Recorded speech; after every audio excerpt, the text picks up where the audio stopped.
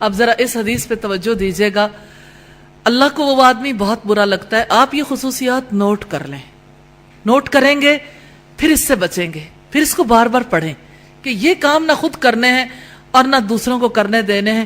یہ حضرت ابو ہریرہ سے روایت ہے کہ نبی کریم صلی اللہ علیہ وسلم نے ارشاد فرمایا, اللہ تعالیٰ کا وہ آدمی بہت برا لگتا ہے جو بد مزاج ہو, کھانے میں بہت آگے ہو, بازاروں میں چیختا پھرتا ہو. ایسا لگتا ہے ہماری ینگ جنریشن کا نقشہ. کھانے میں کتنا آگے ہیں, جتنی انٹرنیشنل چینز ہیں نا, وہاں کھانے کا کسی بھی وقت موقع مل جائے, گروپ میں یا انڈیویجولی فوراً پیش ہوں گے.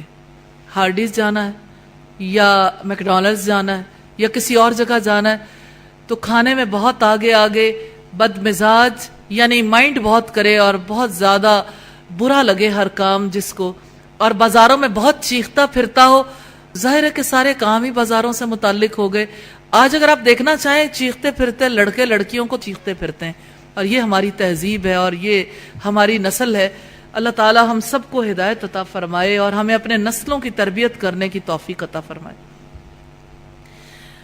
آخری بات آپ نے فرمائی رات کا لاشا ہو, یعنی رات کی لاش ہو, تمام رات مردوں کی طرح پڑھ کر گزار دیتا ہو, اور دن کا گدھا ہو کہ دن بھر گدھے کی طرح لدا پھرتا ہو, سوائے گدھے کی طرح پیٹ بھر لینے کے دوسری کوئی فکر نہ ہو.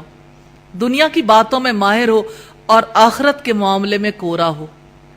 رات کا لاشا ہو, دن کا گدھا ہو کہ سوائے پیٹ بھر لینے کے کوئی اور فکر نہ ہو.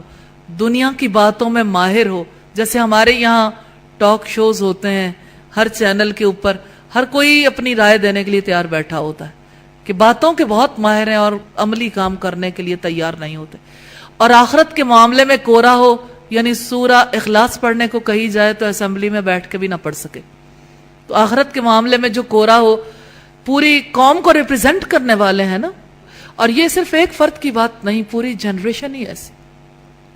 آخرت کے معاملات میں کورے پن کے لیے سب سے پہلے مجھے اپنی طرف, آپ کو اپنی طرف توجہ کرنی چاہیے. ہر فرد اپنی طرف دیکھے, پھر اپنے قریبی, اپنی اولاد کو, اپنے بہن بھائیوں, اپنے ماں باپ, اپنے ازدواجی تعلقات میں دیکھے, اپنے ان رشتوں میں, سسرالی رشتوں میں دیکھے. آخرت کے معاملات میں کتنا کورا پن ہے, بچے بوڑھے جوان سبھی کورے. ایسا لگتا ہے بس زندگی یہی دنیا کی زندگی ہے, یہاں سے واپس نہیں جانا. کتنی زیادہ ضرورت ہے. اور آج کل تو یوں لگتا ہے بچے رات کے زیادہ اوقات میں جاگتے ہیں, آخری وقت میں پڑھ کے سو جاتے ہیں, نہ فجر پڑھتے ہیں, اور دن بھر بھی ساتھ ہی سونے میں چلا جاتا ہے. پھر اٹھیں گے تو ایسا لگتا ہے کہ جیسے مشینیں ہو گئے سبھی, کھانا, سونا, انٹرٹینمنٹ, اس کے علاوہ کوئی کام ہی نہیں ہے. اللہ رب العزت نے فرمایا یا ایھا الذین آمنوا قوا انفسکم واہلیکم نارا, اے لوگو جو ایمان لائے ہو, اپنے آپ کو اور اپنے گھر والوں کو آگ سے بچا لو.